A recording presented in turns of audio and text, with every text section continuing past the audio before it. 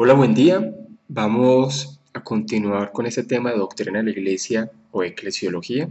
Vamos a hacer el resumen de los puntos que se han relacionado a lo largo de este estudio.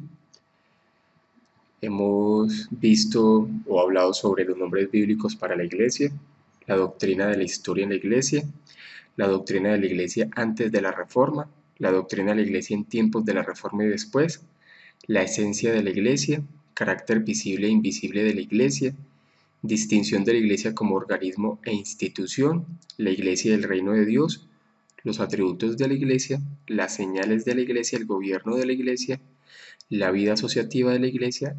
Nos centramos sobre la Confesión de Fe de Londres, hablamos sobre el capítulo 26 de la Confesión de Fe y nos estamos centrando más que todo en el gobierno bautista, o también lo que conoce como el gobierno independiente, de lo que habla el capítulo 26, ¿cierto? Esos capítulos de la Confesión de Fe de Londres, que hace parte del gobierno que tiene las iglesias bautistas reformadas. Hemos visto también sus pros y sus contras.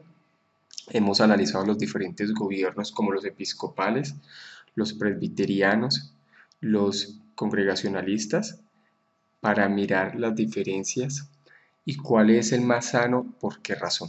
También hablamos sobre la parte asociativa, ya que es necesario asociarse con otras iglesias, hablando de asociaciones de iglesias bautistas reformadas, con el fin que la iglesia también pueda mantenerse con mentores, con dirección, pueda ser parte de esa madurez. La mayoría de las confesiones que nosotros conocemos como la confesión de Westminster, la confesión bautista de fe de Londres, eran porque diferentes pastores de iglesias reformadas en Inglaterra y también de otros países se reunieron con el fin de analizar diferentes puntos de doctrina. Y es algo que esa parte asociativa siempre ha hecho parte de la iglesia reformada, en donde se reúnen a analizar diferentes aspectos doctrinales y de gobierno dentro de la iglesia. Ya hemos hablado sobre eso, hoy vamos a hablar un poco más sobre esta parte asociativa.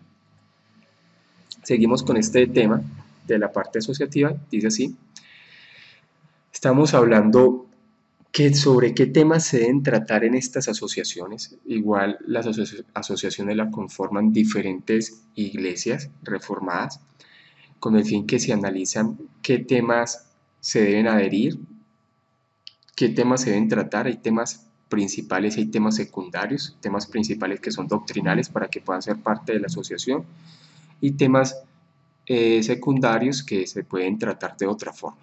Entonces, también hablando con respecto a diferentes temas de disciplina en ciertos lugares, ya que la disciplina no debe ser por motivos personales del pastor. La disciplina debe seguir el estándar que está de acuerdo a Mateo 18, y el único que puede expulsar a alguien de una congregación no es el pastor, sino primero tiene que seguir el proceso hasta llegar a la membresía, y es la membresía quien determina esa expulsión, ya que la persona no quiere someterse, no quiere hacer caso, de acuerdo pues a los parámetros de la palabra, porque nunca se debe mandar más allá de lo que la palabra demanda. Entonces sigamos acá. Notes el contenido, heridas espirituales, censuras contra la verdad. Por supuesto, eso se refería especialmente a los testigos falsos de la forma en la que son presentadas las escrituras, o censuras contra el orden. Nos viene a la mente alguien como Diótrefes, quien ejerce autoridad de forma en las que no debería. Así que es necesario que nosotros también entendamos que la autoridad que se ejerce en la iglesia no es autoritarismo, no es un rey con sus súbditos, es un hombre que está al frente, debe dirigir la iglesia con amor y a través de la palabra, y en temas de disciplina siempre es necesario seguir el proceso de Mateo 18. Es conforme a la voluntad de Cristo que muchas iglesias están teniendo comunión entre sí, se reúnen por medio de sus representantes para considerar y dar su consejo sobre el asunto en disputa, para informar a todas las iglesias involucradas. Cuando hay temas muy graves, sí se debe informar a otras iglesias, porque Es muy común cuando hay temas graves que las personas empiezan a andar de iglesia en iglesia haciendo daño. Hay muchas personas que quieren hacer daño en las iglesias, se hacen un daño en una iglesia, después pasan a otra y se la pasan así. Por eso hay ciertos asuntos que en esta parte de comunión entre iglesias, cuando son asuntos muy fuertes de disciplina, eso también se tiene que anunciar a las otras iglesias. Dice, mensajeros es un tecnicismo que se usa para referirse a los representantes de las iglesias. Notemos que los representantes se reúnen, consideran y dan su consejo. Esto es un importante punto teológico y práctico. Nos enseña que los asuntos de la asociación los trata la asociación. Esta es quien los trata, no organismos subordinados. Todas las decisiones de la asociación son el resultado de la consideración de los representantes y de nadie más, ya que dan sus conceptos sobre diferentes partes. No obstante, se mantiene la independencia de las iglesias locales. Esto protege a la asociación de comités o comisiones que funcionan dentro de ella, como debe funcionar el obispado de una iglesia, ya que el modelo congregacionalista o independiente es completamente diferente al presbiteriano y al episcopal y mucho más a estos modelos apostólicos proféticos o estos modelos que siguen las iglesias carismáticas, que se centra solamente en la autoridad de un solo hombre y un solo hombre es el que tiene el control sobre todo, y eso es muy peligroso porque se lleva mucho para cuestiones personales y daña mucho el corazón. Las asociaciones de iglesias no deben tener comités que actúen como un obispado para la asociación. Esto no significa que los comités no sean confesionales, por supuesto que no, porque nuestros padres establecieron comités y la mayoría de las asociaciones de iglesias de bautistas reformadas se adhieren a la Confesión de Fe de Londres de 1689. Los 9 hombres, hablando de los comités que pueden tener las asociaciones, los 9 hombres que administraban el Fondo para el Sostén Ministerial y los 7 hombres que examinaban los libros sobre la controversia de la adoración cantada eran comités. Pero debemos notar cómo funcionaban estos comités, administrar las decisiones de la Asamblea General y no viceversa. No tenían poder legislativo, solo poder administrativo, ya que, como les he dicho, estas asociaciones son diferentes a los sínodos presbiterianos, donde ellos sí tienen poder legislativo, y también a los sínodos o a las reuniones católicos también que tienen poder legislativo sobre otras iglesias. En las iglesias bautistas es diferente porque sí se tiene conceptos, direcciones, pero no se tiene un poder legislativo sobre esa iglesia como tal. Solamente se mentorea, se dirige y se guía, van de acuerdo con lo que exige también la asociación, porque también es sano. Todo retornaba a la Asamblea General. Esto se ejemplificaba claramente en las acciones de sus comités. Según la confesión, en el capítulo 26, la confesión de los hombres, todas las iglesias deben recibir un informe de las consideraciones y consejos de los representantes, y estos son los informes narrativos de los que disponemos en la actualidad. Como se dice en el informe narrativo, esta es la clara enseñanza de nuestra confesión de fe, en donde las iglesias deben asociarse, no estar solitas, sino deben tener comunión entre otras iglesias del lugar y estar dispuestas también a los consejos. La conclusión de este tema asociativo es la siguiente. La independencia es poder eclesial recíproco. No es un poder delegado solamente en un hombre como se ve en el episcopado, ni tampoco es poder delegado solamente en la iglesia totalmente. Sabemos que la iglesia tiene su poder también representativo, elige sus propios representantes, pero la autoridad es compartida entre sus representantes y la iglesia. Es algo equilibrado. Para muchas decisiones, la iglesia tiene que votar, para otras, pues el pastor dirige o los ancianos dirige porque pues no se va a involucrar tampoco en todos los asuntos. Para los temas más importantes sí, pero para temas no tan relevantes, el pastor o los pastores tienen que tomar las decisiones, y también la importancia que exista pluralidad de pastores con el fin que no se dañe el corazón y donde la iglesia también reciba informes y se rinda cuentas a la iglesia. Hay personas que no hacen eso. Hay iglesias donde mantienen hablando de rendir cuentas, pero no le rinden cuentas a nadie. Las únicas cuentas que rinden es con temas de dinero. Entonces, ahí es donde otros modelos son cuestionables.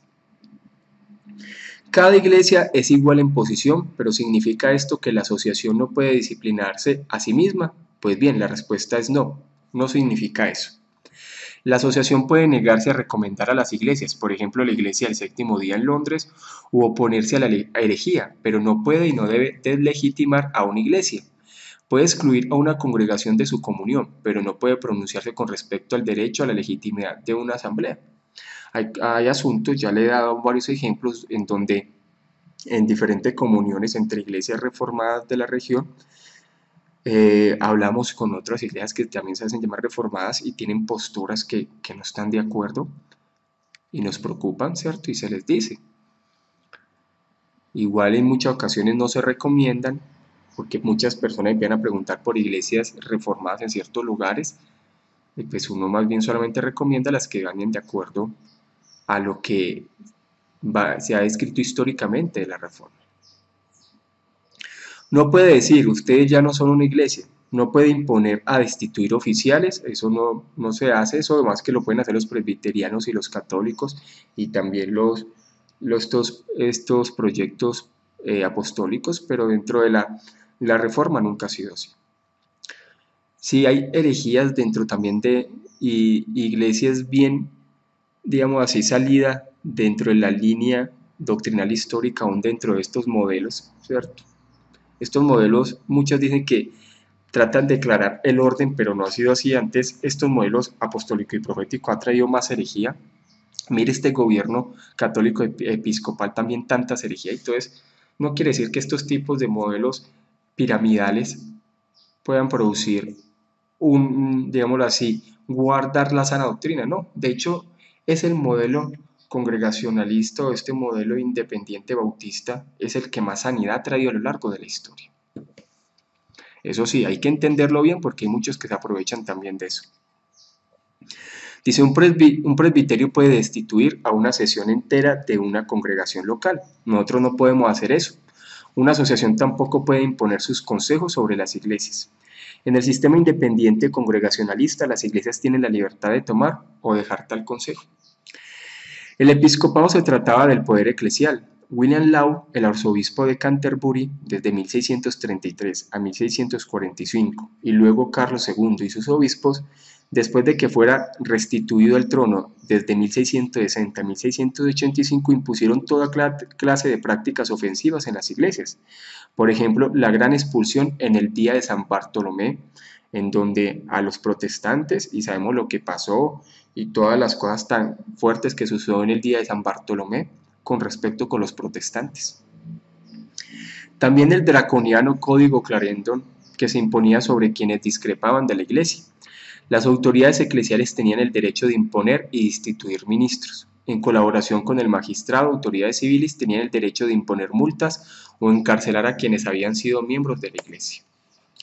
El presbiterianismo en alguna de sus formas fue descrito por John Milton en aquel famoso poema titulado De los nuevos forzadores de conciencia en el Parlamento Largo. Un nuevo presbítero es simplemente un antiguo sacerdote, pero con un nombre más largo, porque esa es la crítica que se le hace al modelo de gobierno presbiteriano, que sigue en una forma todavía como el modelo episcopal, pero no así tan piramidal como el modelo episcopal, pero sí tiene cierto control sobre otras iglesias.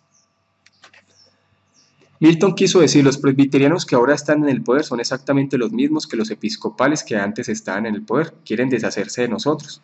La independencia nació en respuesta a estos dos, porque rechaza a ambos, es más sano, ha permanecido en la historia. Todos tienen sus pros y sus contras, pero el modelo bautista de 1689, como se describe en el capítulo 26, es el más sano, porque la iglesia tiene su poder y también se delega a los líderes y hay pluralidad de pastores. Miremos la parte aplicativa de esto, porque es importante entender también la parte aplicativa de por qué es importante el modelo de asociación entre otras iglesias y el modelo bautista de gobierno reformado, que es necesario estudiarlo y conocerlo también. Compromiso asociativo. En primer lugar, tener comunión entre sí. Es una frase maravillosa porque apela al compromiso que hacemos al formar parte de una asociación. Es necesario tener comunión con otras iglesias reformadas, ya que son pocas y lo que abunda más que todo son iglesias carismáticas y pentecostales, donde ellos tienen sus propias asociaciones, en las cuales discrepamos bastante en ciertos temas doctrinales muy fuertes, pero es necesario tener comunión. Es amor, amistad y apoyo recíproco a fin de colaborar en el logro de metas nobles, el bien y la prosperidad de todas las iglesias, su paz, crecimiento en amor y edificación mutua. Eso es lo que se debe lograr. Sin embargo, ¿cuánto de estos términos no exigen compromiso mutuo? Todas las iglesias, edificación mutua, tener comunión entre sí, al reunirse las asociaciones de iglesias confesionales acuerdan convivir mutuamente a fin de lograr esas metas. Significa permanecer juntas y apoyarse entre sí, incluso en decisiones con las cuales discrepamos, hablando de los temas secundarios, ¿cierto? Hay temas secundarios que uno puede discrepar, ya cuando son temas primarios, temas doctrinales, temas fundamentales, ya es otra cosa. La iglesia de Petit-France en Londres hizo esto en 1689. Su pastor William Collins firmó la epístola al inicio del informe narrativo de la Asamblea General, aun cuando la iglesia que él representaba no estaba de acuerdo con la declaración sobre las regulaciones que se encontraban en el informe narrativo. Hay temas dentro de la reforma que se tienen diferencias en este tiempo. Temas como el tema de la parte musical, el tema también sobre ciertos asuntos de ley y gracia, aunque hay unos que sí son de temas principales ahí, otros con respecto a cómo se debe guardar el día del Señor. Bueno, son temas que muchos de ellos son secundarios y se pueden tratar, otros sí son primarios. Pudieron haberse retirado porque de cierta forma esa declaración estaba dirigida a ellos, pero no lo hicieron. Para mérito de ellos se mantuvieron y permanecieron en la asociación. No siempre coincidiremos en todo lo que hacemos, pero debemos permanecer firmes en nuestra comunión, aun cuando discrepamos. Eso significa someterse humildemente a la voluntad de los demás y apoyar sus decisiones. Entonces debemos mantenernos siempre en comunión entre hermanos, entre iglesias reformadas de la región, hablando los unos a los otros, compartiendo entre los unos con los otros. Aquí tenemos una analogía con la vida de las iglesias que vimos en el capítulo 26, párrafo 12 y 13, donde los miembros de la iglesia deben colaborar aun cuando las cosas no salen de la forma en la que ellos quisieran. Ellos esperan en Cristo mientras prosigan las acciones de la iglesia. Y así como permanecemos nosotros, proseguimos en Cristo. Tener comunión entre sí requiere compromiso en las buenas y en las malas. Por ejemplo, si la Asamblea General del ARCA, que es la Asociación de Pastores Reformados en Estados Unidos, tomó una decisión con la cual los ancianos de una de las iglesias no están de acuerdo. La obligación es continuar juntos y apoyarse mutuamente, aun cuando discrepamos en la decisión que tomó la asamblea. El asociacionalismo confesional requiere compromiso, pero estamos hablando de temas secundarios y que en muchas ocasiones para muchas iglesias van a ser temas primarios, pero es necesario mantenerse en comunión. Otra parte de este tema aplicativo es la participación asociativa. ¿Por qué es importante que estemos en asociación respetando la independencia? Porque es diferente a los modelos presbiterianos y episcopales y esto apostólico y proféticos que casi parecen también episcopales. Porque siempre debe estar en comunión para consejo y dirección. En segundo lugar, requiere participación. De nuevo piensa en las metas nobles del asociacionalismo, el bien y la prosperidad de todas las iglesias, la paz, el amor y la edificación. Las iglesias que están asociadas están obligadas a promover sus metas y disfrutar de la oportunidad y el beneficio que esto representa para ellas. Así que le hago esta pregunta a los pastores asociacionalistas. ¿Qué dones tienen en su iglesia que pueden compartir? ¿Qué pueden hacer para el bien y la prosperidad de todas las iglesias? ¿Cómo pueden compartir sus pastores, quienes quizá pueden predicar en iglesias que estén necesitadas? Tal vez proporcionar ayuda en el púlpito. Hay una iglesia en la Asociación de la Iglesia Bautista Reformada de California del Sur que estuvo en esta circunstancia durante años y fue grandioso testificar cómo las iglesias locales de la asociación se reunían para predicar allí semanas tras semanas Y eso hace parte de este tema de asociacionalismo, en donde se reúnen para estar en comunión, también recibir la dirección y el ejemplo de otras iglesias. Con gozo informo que el Señor ha bendecido esa congregación con un pastor recientemente. Tenemos hermanos dotados que podrían ayudar en otras iglesias. Tenemos diáconos que pueden usar sus habilidades para practicar la benevolencia. Hay una iglesia cerca con un púlpito vacío o hay un anciano solo que necesita un descanso, tomar unos días de vacaciones. En eso se pueden ayudar entre todas las iglesias. Hay necesidades físicas de reparar un edificio, con lo cual sus diáconos y sus miembros podrían ayudar. Tenemos personas que tienen talentos que podrían compartir. ¿De qué forma nos podemos ayudar entre iglesias e iglesias? Este ejemplo aplicativo de esta parte en la cual nos estamos nosotros fundamentando, de James Renihan, que escribe en muchos temas bautistas, él da este ejemplo con respecto a la forma en que se deben colaborar las iglesias bíblicas o reformadas. Dice así: hace un par de años visité una iglesia, prediqué allí un domingo en la mañana y después tuve una conversación con el pastor sobre el arca. Él me hizo la pregunta: ¿qué beneficio traerá la asociación para mi iglesia? Intenté darle una respuesta honesta a esa pregunta, pero entonces le dije: quizá usted tenga que pensar sobre de otra forma. ¿Qué beneficio puede su iglesia traer a la asociación? Vivimos en una cultura consumista que piensa en nosotros mismos, pero el asociacionalismo tenemos que pensar en otros y recordar las palabras del Señor Jesucristo que dijo: más bienaventurado dar que recibir. Este es el asociacionalismo. Damos a otros más de lo que recibimos de ellos. Y el tercer punto de esta parte aplicativa, que es para terminar este tema del asociacionalismo, es la preparación asociativa. Porque es importante prepararnos, porque es importante que las iglesias pertenezcan a una asociación. Muchos de ellos pertenecen a la parte misional, porque hay iglesias que colocan iglesias en todos lados, y eso es como la parte de ellos. Igual, y dicen que todos están debajo de un apóstol, es de esos modelos peligrosos también, donde tratan de decir que es el mejor modelo, que hablan de una especie de cobertura, pero también ha producido mucho daño, mucho control deslimitado, mucha herejía también. Entonces no es un modelo que siga estable, también suele ser muy peligroso. Preparación asociativa. El tercer lugar, el asociacionalismo requiere preparación. El párrafo 15 de la parte de la confesión, en el punto 26, trata asuntos importantes que no deben tomarse a la ligera: las dificultades y las diferencias en la doctrina o en el gobierno de la iglesia. Ese tema hay que tratarlo y en muchas ocasiones son temas primordiales. Las reuniones en la asociación deben tratar temas serios y esto requiere prudencia y profunda reflexión. Los mejores debates que tendrán las reuniones de la asociación y a las mejores conclusiones que llegarán tendrán lugar cuando se les dé de antemano consideración cuidadosa a los asuntos, cuando se consideran las ideas según la escritura y se presentan a partir de posturas razonadas. Nuestra ventaja sobre nuestros padres y hermanos es que de forma mucho más fácil podemos comunicar de antemano los temas que se realizarán. Los consejos que nos damos mutuamente deberían ser el fruto de la preparación cuidadosa gobernada por el amor fraternal. También significa que venimos en humildad. Es bueno pedir consejo, decir: no sabemos si es suficiente nuestro conocimiento sobre este asunto. Así que siempre y cuando se nos pida que presentemos temas para los debates en la asociación, hagámoslo. Reflexionemos sobre esto, traigamos nuestras preguntas, echemos el consejo en la Asamblea General. Preparémonos para escuchar cuidadosamente y reaccionar de forma justa cuando percibamos que se ha sufrido una herida.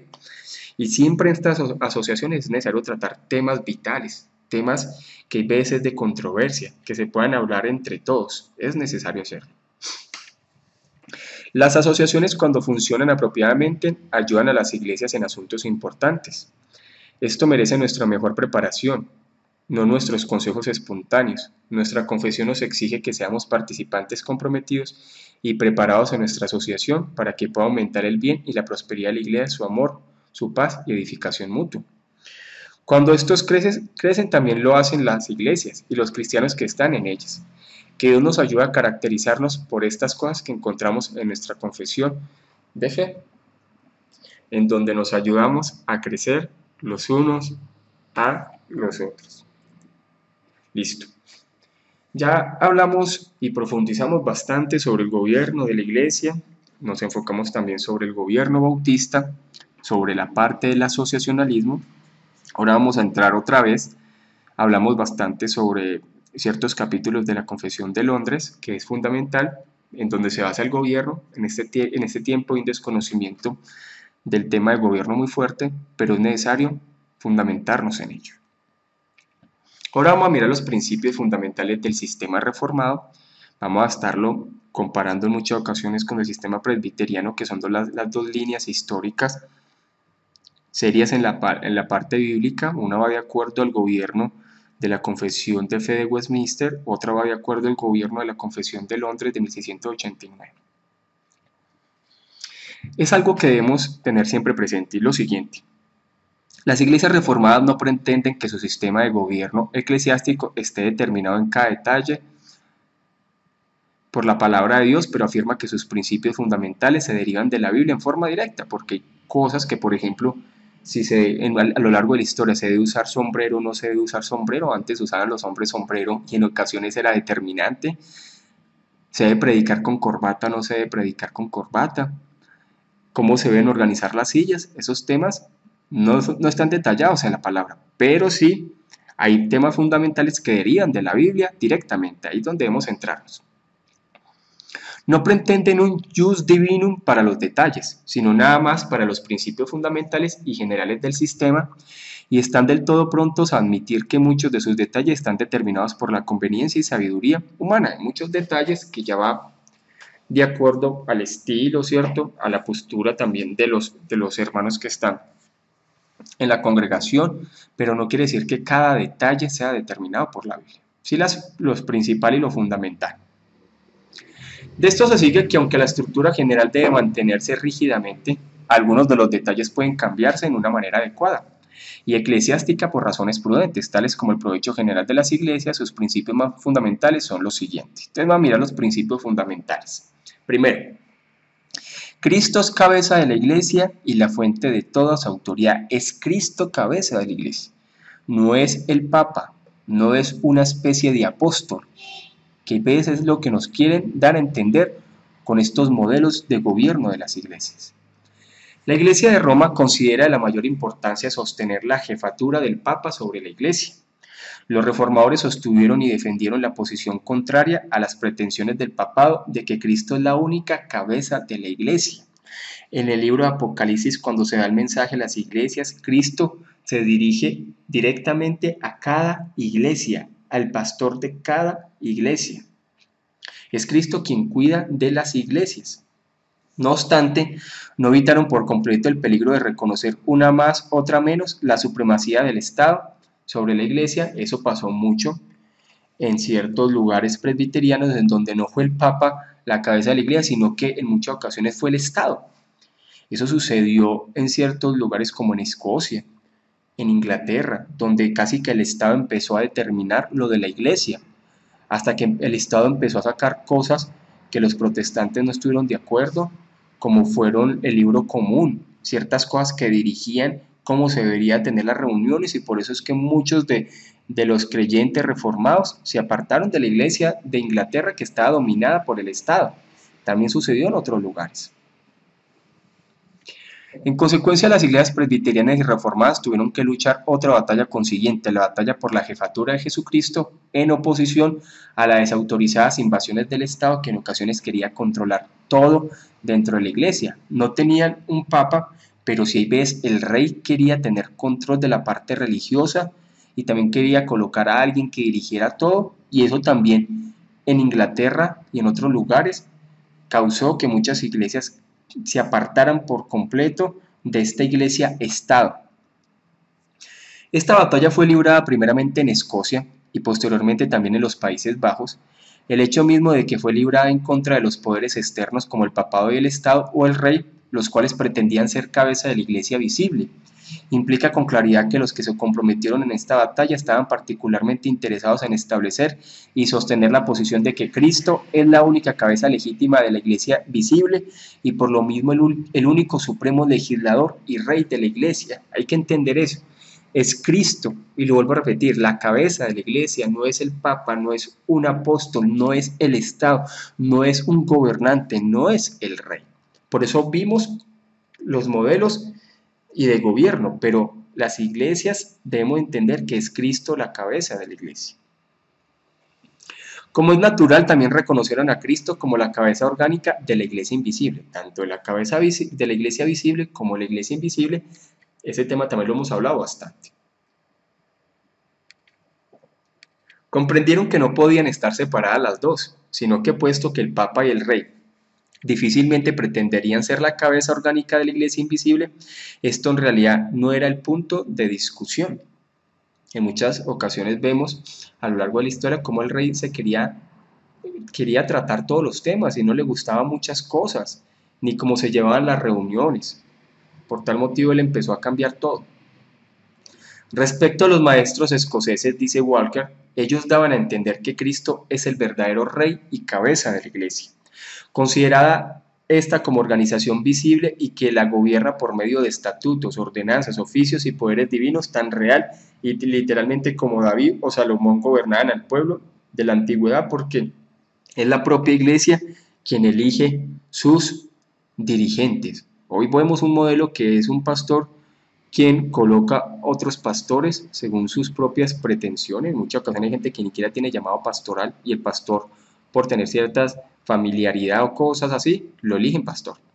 Eso no es así. La Biblia nos enseña que Cristo es cabeza de todas las cosas, es Señor del universo, no nada más como la segunda persona de la Trinidad, sino en su capacidad meritoria. Mateo capítulo 28, versículo 18 dice: Y Jesús se acercó y les habló diciendo: Toda potestad me es dada en el cielo y en la tierra. Todo, visible o invisible.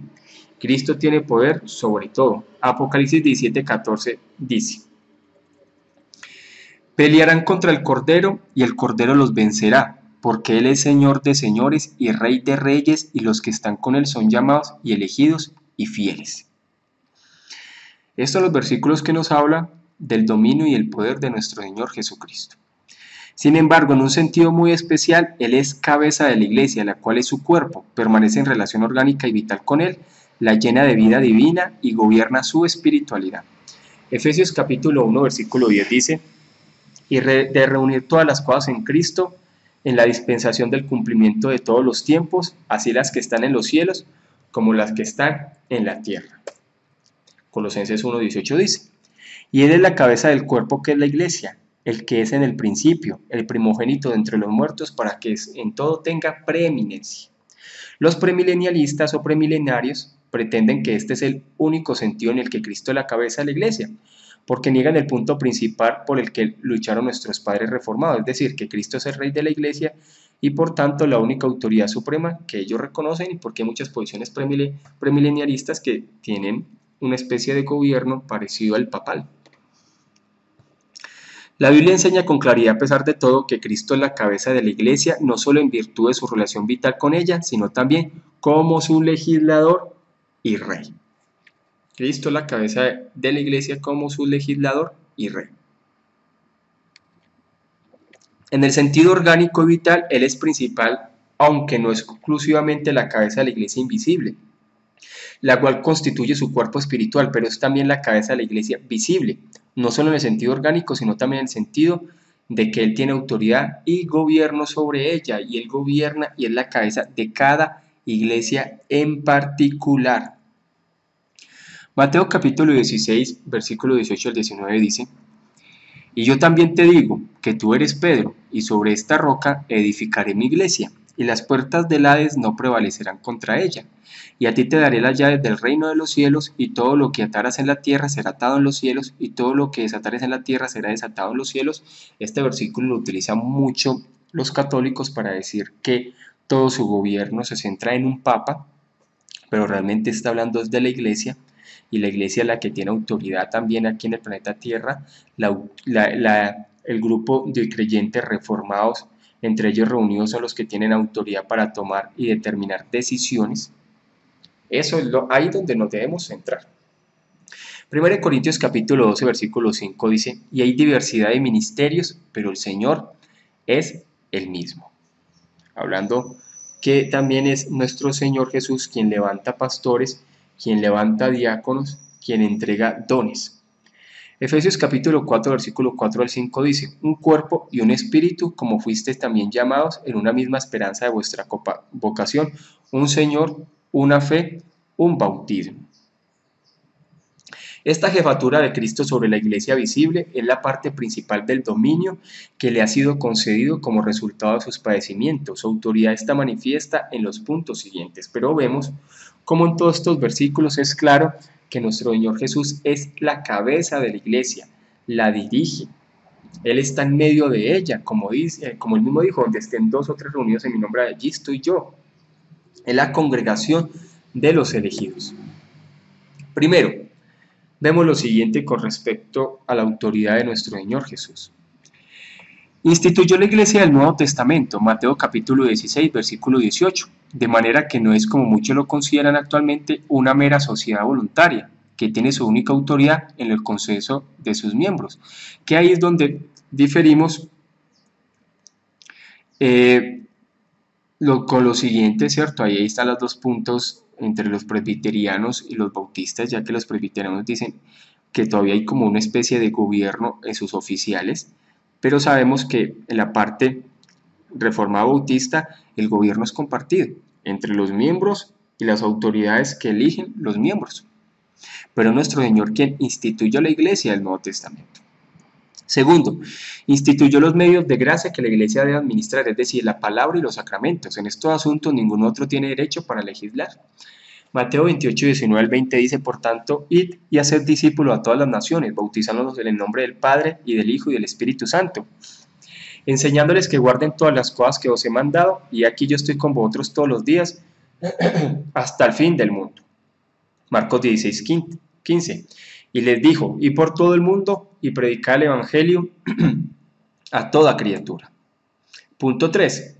Dio a la iglesia su constitución y oficiales y les confirió autoridad divina, de manera que puedan hablar y actuar en su nombre. Entonces, la iglesia en sí tiene autoridad, todos los miembros, por eso la importancia de establecer una membresía de miembros piadosos, de miembros serios, en donde ellos mismos toman decisiones, elijan sus propios gobernantes, si avance, y entre ellos se constituye lo que nuestro Señor Jesús ha mostrado y les ha dado autoridad sobre el planeta Tierra, también sobre muchos asuntos.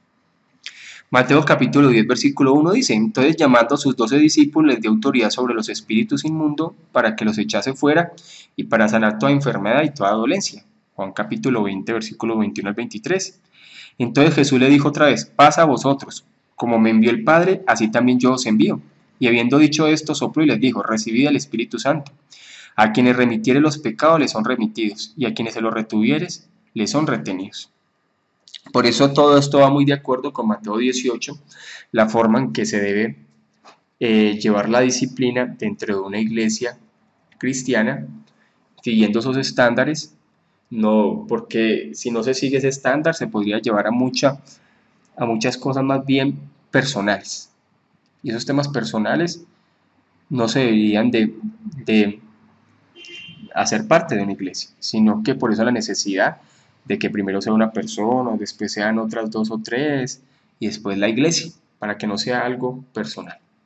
El punto 4 dice así: está siempre presente en la iglesia cuando ésta se reúne para adoración, habla y actúa por medio de sus oficiales.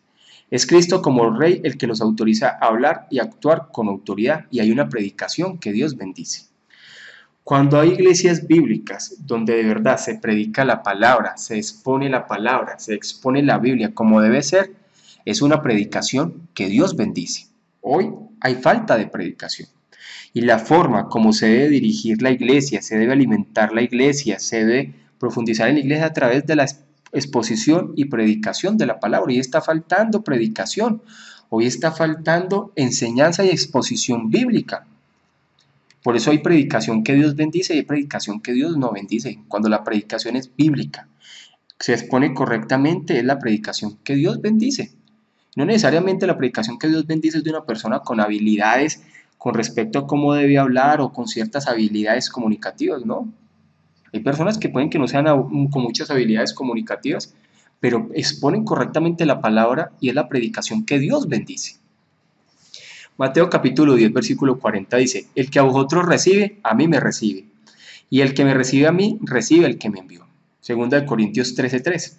Pues buscáis una prueba de que habla Cristo en mí, el cual no es débil para con vosotros, sino que es poderoso en vosotros. Hablando de Pablo, de que él predicaba y él no venía predicando como predicaban aquellos expertos en oratoria, sino que él predicaba a Cristo.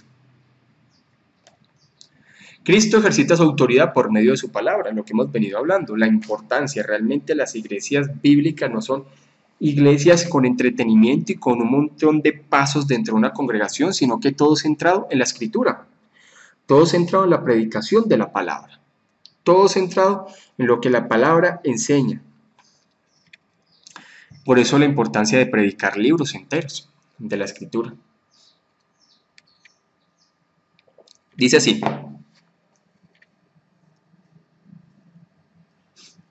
el reino de Cristo no es en todos sentidos parecido al de reyes de la tierra. Él no gobierna la iglesia por la fuerza, que en ocasiones una mala interpretación ha llevado a que muchas personas crean que el gobierno de la iglesia, cuando se une con el Estado, es a través de la fuerza, y eso ha traído mucho daño. Así no es el gobierno de la iglesia, no es por la fuerza, sino subjetivamente mediante su espíritu que opera en la iglesia, y objetivamente por la palabra de Dios como regla de autoridad. Por eso nosotros no debemos buscar una iglesia cercana a nuestra casa, sino cercana a la Biblia, donde se predique expositivamente, donde se predique correctamente la palabra. Todos los creyentes están incondicionalmente comprometidos a obedecer la palabra del Rey. Así como Cristo es el único gobernante soberano de la Iglesia, su palabra es la única ley en sentido absoluto. En consecuencia, todo poder despótico es contrabando en la Iglesia. No hay poderes gobernante independiente de Cristo, y un líder no puede ir más allá de lo que la Iglesia determina. Un líder no puede ir más allá de lo que demanda la Iglesia. No puede utilizar el púlpito para cosas personales. Debe convertirse el púlpito en un lugar donde sea un vocero, un heraldo, donde exponga la palabra. Por eso la importancia de una correcta preparación, en donde los líderes se preparen en teología bíblica, teología sistemática, teología práctica, en donde enseñen la palabra. El Papa de Roma queda condenado en esto, en que aunque profesa ser vicario de Cristo sobre la tierra, suplanta prácticamente a Cristo y reemplaza su palabra mediante innovaciones humanas. El Papa no solamente coloca la tradición en pie de igualdad con la Biblia, sino que también pretende ser el intérprete infalible de los dos cuando habla ex cátedra respecto a las materias de fe y moral. Por eso es que la Iglesia Católica, él dice que el magisterio es el que interpreta la Biblia, y es incorrecto. ¿Sí? Obviamente nosotros tenemos que tener una correcta interpretación, pero casi que están colocando a la iglesia por encima de la Biblia, ¿no? Y eso es lo que constantemente debatían los reformadores, es la Biblia lo que determina lo que la iglesia debe enseñar. Ellos colocan las tradiciones y sus propias interpretaciones en paralelo con la palabra, por eso tanta herejía. Pueden tener una organización y muy organizados, pero esta organización ha traído mucho daño, mucha tergiversación. La escritura y la tradición puede ser las reglas de fe inmediata o remota. La regla inmediata es la enseñanza de la iglesia, la cual tiene su garantía en la infalibilidad papal. La palabra del Papa es la palabra de Dios. Pero aunque es verdad que Cristo ejerce su autoridad en la iglesia por medio de sus oficiales, esto no debe entenderse en el sentido de que transfiere su autoridad a sus siervos. Él mismo gobierna la iglesia a través de todas las edades, pero al hacerlo usa a los oficiales de la iglesia como sus órganos, a los oficiales también que se han elegido desde la iglesia, porque hay una autoridad ahí. No tiene poder ministerial o independiente, sino únicamente un poder derivado de su Señor.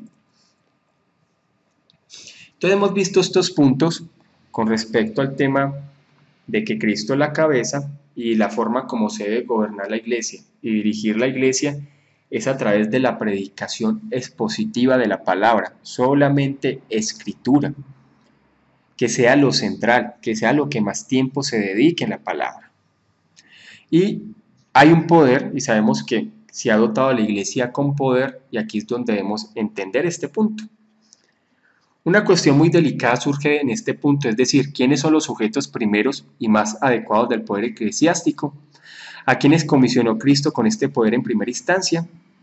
Los católicos romanos y los episcopales contestan a los oficiales como una clase separada en contradistinción de los miembros ordinarios de la Iglesia. Este concepto también ha sido sostenido por algunos eminentes teólogos presbiterianos tales como Rutherford y Bailey, y también dentro del modelo presbiteriano, ellos, como lo hemos visto, siguen dándole poder a ciertos oficiales. Dentro, ellos manejan una especie también de organización en asamblea general, en sínodos, en consistorio, que son en esas reuniones donde toman sus decisiones, diferente al independiente, ¿cierto? Dice diametralmente opuesta a esta, la independiente, de que este poder fue concedido a la Iglesia en su totalidad y que los oficiales son nada más los órganos del cuerpo como un todo. Este es una posición de un presbiteriano, pero lo que vemos que realmente no es como un todo, sino que es un gobierno compartido entre la Iglesia y sus dirigentes, en donde entre los dirigentes también juegan un papel fundamental. No obstante, también hay decisiones fundamentales que son de la Iglesia. El gran teólogo puritano Owen adoptó este concepto con algunas modificaciones y sabemos que Owen defendió mucho el congregacionalismo y el modelo independiente, y Owen fue llamado el príncipe de los puritanos, y no solamente él, sino muchos que eran grandes estudiosos y le han dado grandes aportes a la historia de la Iglesia, estuvieron de acuerdo con este modelo y eran puritanos. Muchos de los puritanos también estuvieron de acuerdo con este modelo. Cristo proveyó que el ejercicio específico de este poder se ejerciera mediante órganos representativos, y ahí es donde estamos, donde realmente es una autoridad compartida, en donde no solamente está sobre su líder, ni asamblea general, ni consistorio, ni nada de eso, ni tampoco totalmente sobre la Iglesia. Es un gobierno compartido entre el gobierno de la Iglesia y sus autoridades. En tanto que Cristo concedió poder a la Iglesia como un todo, también proveyó para ella que este poder fuera ejercido ordinaria y específicamente mediante órganos representativos, colocándolos aparte para el mantenimiento de la doctrina, culto y disciplina. Los oficiales de la Iglesia son los representativos del pueblo, elegidos por voto popular, porque los representantes del pueblo deben elegirse por voto popular.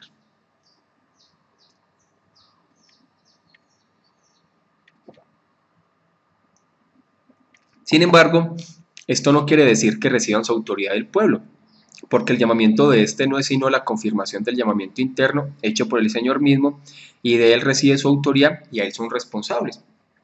Sabemos que lo que elige la Iglesia es porque ya ha visto dones, ha visto cómo es la forma que la Iglesia se dirige, se ha mostrado, conoce los dones, se ha dirigido a la Iglesia, y por eso lo que se hace es que la Iglesia elige porque entiende que recibe su autoridad y son responsables con respecto a ella, pero porque ya es un llamado interno que Dios ha hecho a los miembros, a la persona, y la Iglesia lo que hace es confirmarlo. Cuando se les llama representativos, esto es nada más indicación del hecho de que fueron elegidos para su oficio por el pueblo, y no implica que deriven su autoridad del pueblo.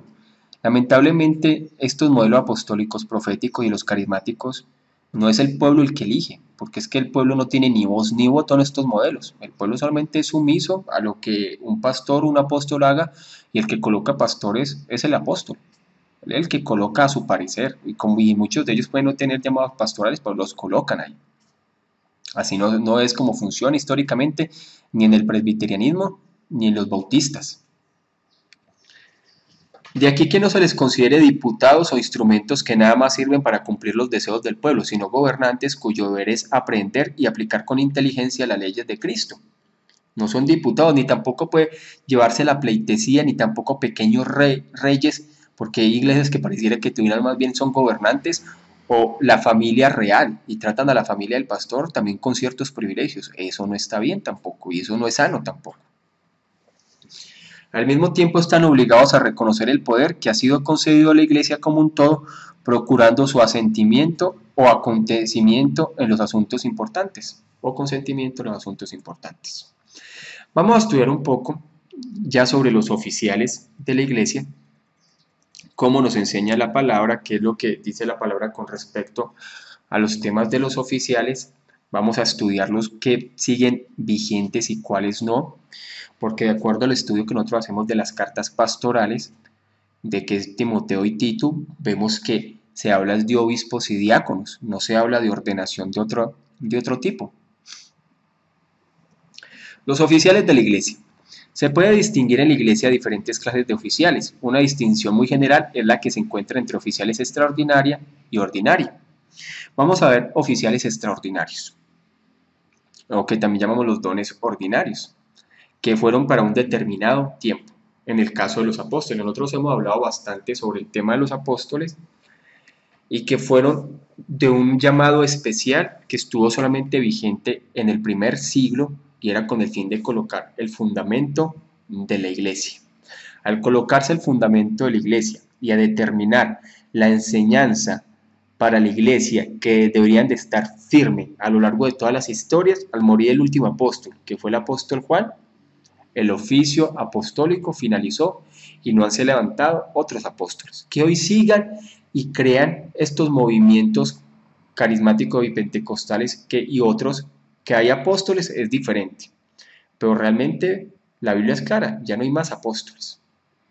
Y lamentablemente estos modelos apostólicos y proféticos lo que traen son herejías por montones dentro de estos movimientos. Entonces vamos a estudiarlos porque es importante también tener una posición clara con respecto a esto. Apóstoles. Hablando en forma estricta, este nombre se aplica solo a los 12 escogidos por Jesús y a Pablo, pero también se aplica a ciertos hombres apostólicos que ayudaron a Pablo en su trabajo y que estuvieron capacitados con dones y gracias apostólicas en el primer siglo para colocar el fundamento de la iglesia. Y uno no tiene que estar colocando el fundamento constantemente, sino que colocó una sola vez y ya, mejor dicho, podemos decir que el oficio apostólico solamente estuvo vigente en el primer siglo, mientras se establecía la iglesia. Hechos capítulo 14, versículo 4 dice, y la gente de la ciudad estaba dividida, unos estaban con los judíos y otros con los apóstoles. Hablando de los 12 apóstoles. 1 Corintios capítulo 9, versículo 5. No tenemos derecho de traer con nosotros una hermana por mujer como también los otros apóstoles y los hermanos del Señor y Cefas. Los apóstoles tuvieron la tarea especial de poner los fundamentos de todos los siglos. Mejor dicho, lo que ellos colocaron es para toda la iglesia. Por eso decimos que la reforma no es nada nuevo, sino es como volver a redescubrir aquello que los apóstoles habían enseñado. Por eso es que nosotros somos apostólicos también. No obstante, no romanos, ni tampoco de estos movimientos apostólicos modernos. Resulta que solo por medio de su palabra los creyentes de todos los siglos posteriores tienen comunión con Jesucristo. De aquí que ellos son los apóstoles de la iglesia en el día actual, tanto como lo fueron de la iglesia primitiva, teniendo ciertas cualidades especiales. Primero, para ser apóstol tenía que cumplir ciertos requisitos. Uno de ellos es que recibieron su comisión directamente de Dios o de Jesucristo. Hoy es imposible que estos hombres que se autodenominan apóstoles reciban su comisión directamente de Jesucristo. Ellos pueden decir que un sueño, una visión, pero tenía que ser directamente, así como lo hicieron los 12 apóstoles y Pablo, porque lo que vio Pablo es algo directamente de la resurrección de Cristo. Pero hoy estas personas se autodenominan apóstoles porque dice que es un nuevo mover, una nueva ola, entonces ellos se establecen en eso.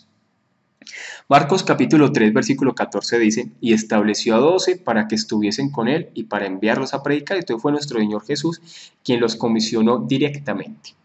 Gálatas 1:1, Pablo, apóstol, no de hombres ni por hombre, sino por Jesucristo y por Dios el Padre que lo resucitó de los muertos. La comisión de Pablo fue directamente por Jesucristo. Lucas capítulo 6 versículo 13, cuando era de día llamó a sus discípulos y escogió a 12 de ellos, a los cuales también llamó apóstoles. Segundo, fueron testigos de la vida y especialmente de su resurrección. Vemos que cuando en el libro de Hechos habla del sucesor de Judas, dice que tenía que estar con los apóstoles desde el bautismo de Jesús y en su vida. También lo que vemos aquí con respecto a Pablo es que Pablo fue testigo de la resurrección de nuestro Señor Jesús. Entonces era necesario que fueran testigos de la vida de Cristo y especialmente de su resurrección. Aquí en estos tipos de apóstoles modernos no cumplen ni el requisito 1 ni el requisito 2 para llamarse apóstoles. Por tal motivo son falsos apóstoles, es una farsa. Juan capítulo 15, versículo 27 dice, y vosotros daréis testimonio también, porque habéis estado conmigo desde el principio. Hechos capítulo 1, versículo 21 al 22 dice, es necesario pues que estos hombres que han estado juntos con nosotros todo el tiempo, que el Señor Jesús entraba y salía entre nosotros, comenzando desde el bautismo de Juan, hasta el día en que de entre nosotros fue recibido arriba, uno se ha hecho testigo con nosotros de su resurrección, hablando de este que iba a ser el sucesor de Judas. Entonces, estos apóstoles modernos no cumplen ni el punto 1 ni el punto 2. Miremos el punto 3. Fueron conscientes de ser inspirados por el Espíritu de Dios en toda su enseñanza, tanto oral como escrita, y sabemos que muchas de estas cartas que tenemos en el Nuevo Testamento fueron directamente escritas por los apóstoles o discípulos cercanos a los apóstoles, cosas que no vemos hoy en día. Estos hombres hoy en día que dejan llamar apóstoles pueden decir que reciben nuevas revelaciones, pero son nuevas revelaciones que vienen para confundir. Si de verdad fueran nuevas revelaciones inspiradas, tocaría pegarlas a Apocalipsis. Ellos no escriben nada, estas son nuevas revelaciones más bien basadas en sus emociones.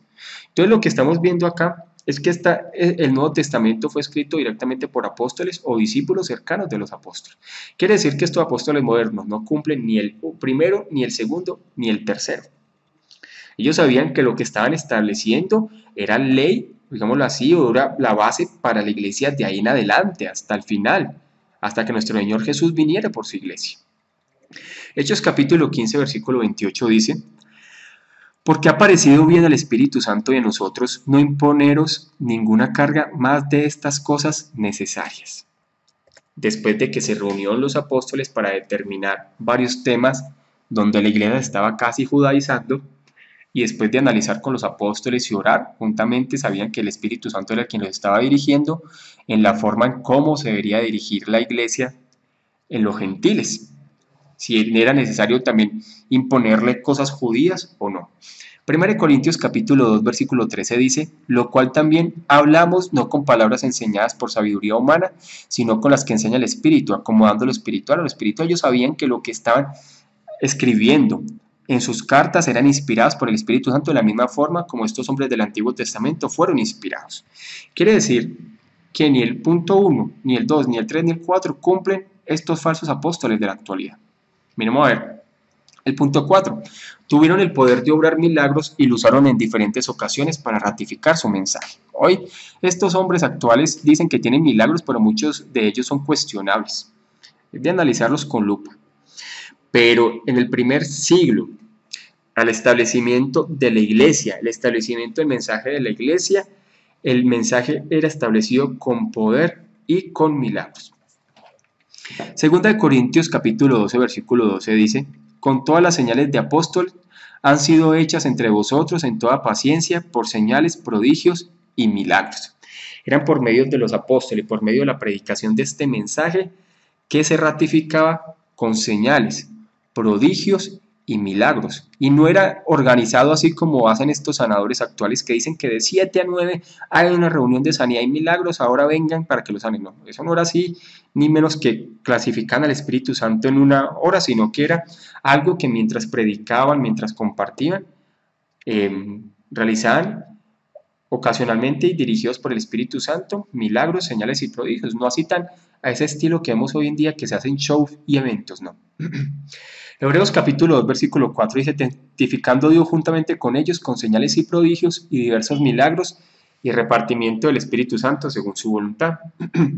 Y el punto 5, fueron ricamente bendecidos en sus trabajos como señal de la aprobación divina en ellos, en donde era el Espíritu Santo, en donde era Dios mismo quien ratificaba su llamado apostólico, quien respaldaba todo lo que hacían los apóstoles, quien bendecía todo lo que ellos establecían, en donde la palabra era con poder y la palabra era predicada de una forma que fuera testimonio, donde las iglesias crecían, en donde habían bastantes convertidos. 1 Corintios capítulo 9 versículo 1 dice, no soy apóstol, no soy libre, no he visto a Jesús el Señor nuestro, no sois vosotros mi obra en el Señor, hablando de cómo las iglesias empezaron a crecer entre los gentiles de una forma sorprendente, y lo vemos en el ministerio de Pablo. Segunda de Corintios capítulo 3, versículo 2 al 3. Nuestras cartas sois vosotros, escritas en nuestros corazones, conocidas y leídas por todos los hombres, siendo manifiestos que soy carta de Cristo, expedida por nosotros, escrita no con tinta, sino con el Espíritu del Dios vivo, no en tablas de piedra, sino en tablas de carne en el corazón, hablando del ministerio el cual había sido escogido y cómo Dios respaldaba esta obra apostólica de establecer la doctrina y establecer la iglesia. Listo, entonces que vamos a dejar aquí en este oficio apostólico para continuar en la siguiente lección con los otros oficios de los que conocemos de profeta, evangelista, pastor, maestro, para que podamos tener un entendimiento claro de ello. Entonces vamos a finalizar acá y vamos a dejar para la otra lección este tema, que espero también que sea de edificación. Dios los bendiga.